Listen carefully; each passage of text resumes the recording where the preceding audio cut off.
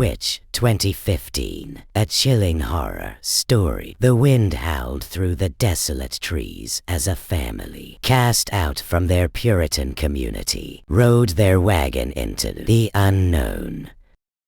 William, his wife Catherine, and their 5 children Thomasin, Caleb, Mercy, Jonas, and baby Samuel were left to fend for themselves on the edge of a dark, foreboding forest.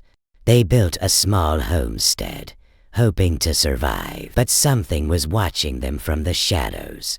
Something ancient, something evil. One day, while Thomasin played peekaboo with baby Samuel near the woods, she uncovered her eyes, only to find him gone.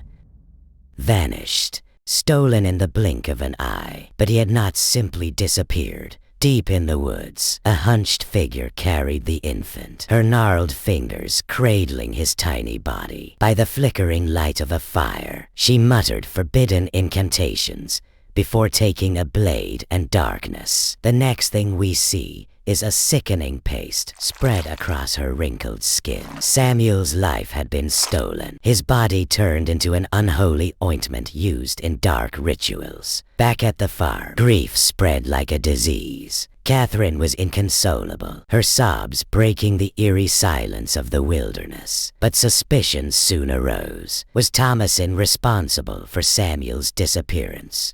Whispers of witchcraft began to poison the family. Determined to prove his strength and help his struggling family, young Caleb ventured into the woods, his breath heavy with fear. But the forest was alive, watching, waiting. A woman, impossibly beautiful, emerged from the trees. She pulled Caleb into her embrace, her lips pressing against his before her face twisted into something horrifying. That night, Caleb returned, naked, shivering, delirious.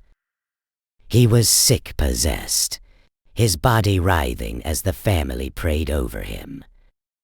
Then, a moment of eerie stillness. Caleb whispered a final, devoted prayer, and with a hollow gasp, he was gone.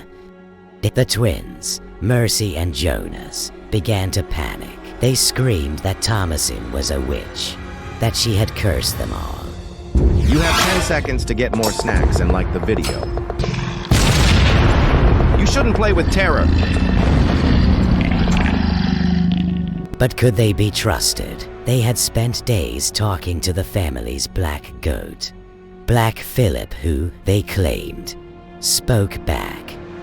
In desperation, William locked Thomasin, Mercy, and Jonas in the barn with Black Philip, hoping to contain the madness. But that night, the horror truly began. Something entered the barn, a shadow, a figure. The twisted, cackling form of an old woman appeared before them, her gnarled fingers reaching out as the children screamed in terror.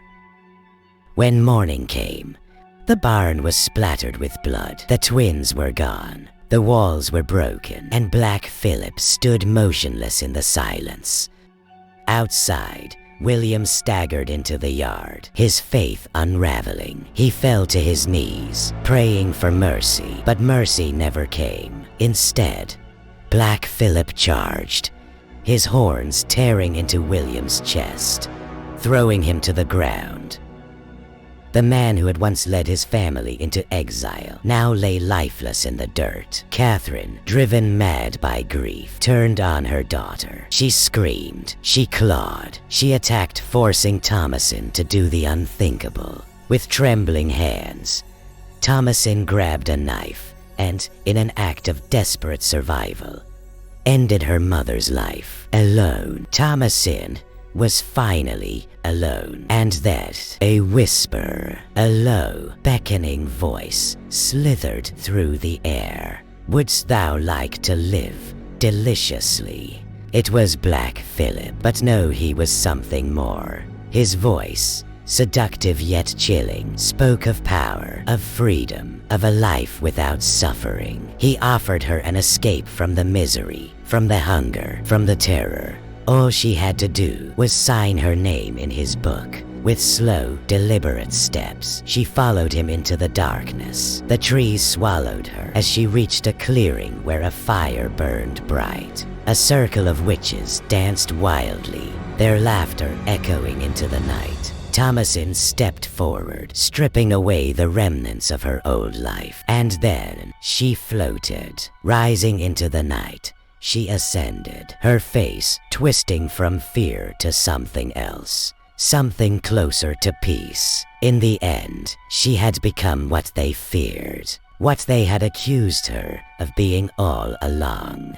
The darkness had claimed her, and she had accepted it.